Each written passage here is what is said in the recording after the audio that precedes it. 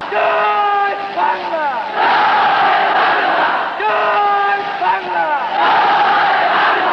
মহান জাতির মহান নেতা,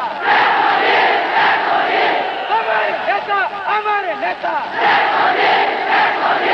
সংগ্রাম, সংগ্রাম।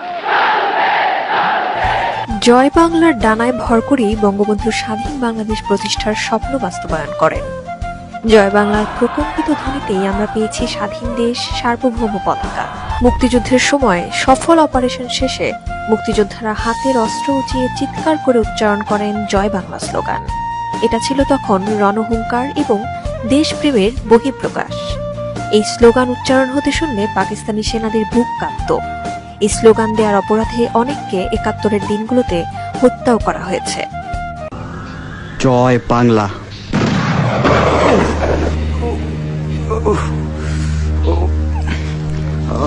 ১৯৭১ সালের ১৬ই ডিসেম্বর যৌথ বাহিনীর কাছে পাকিস্তান বাহিনীর আত্মসমর্পণের সাথে সাথেই মুক্তিকামী জনতা চারদিক প্রকম্পিত করে তোলে জয় বাংলা স্লোগানে। আর ১৯৭৫ সালের ১৫ই আগস্ট বঙ্গবন্ধু শেখ মুজিবুর রহমানকে হত্যার পর জয় বাংলা স্লোগান উচ্চারণ প্রায় নিষিদ্ধ হয়ে যায়। আবারও সেই পুরনো শকুন খামচে ধরেছে এই দেশের স্বাধীনতা ও সার্বভৌমত্ব। তারা প্রথমে ঐতিহাসিক ৭ই মার্চকে অস্বীকার করলো, এখন তারা জয় বাংলা স্লোগানকে জাতীয় স্লোগান থেকে বাদ দিল।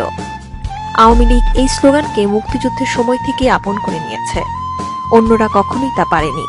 তাহলে কি আমরা ধরে নিব এই পরাজিত শক্তি এখনো মহান মুক্তিযুদ্ধকে মেনে নিতে পারছে না? জয় বাংলা কোনো দলের একক স্লোগান নয়, বরং এ স্লোগান আপামর মুক্তিকামী বাঙালির। জয় বাংলা স্বাধীনতার স্লোগান, জয় বাংলা বাঙালির মুক্তির স্লোগান। জয় বাংলা।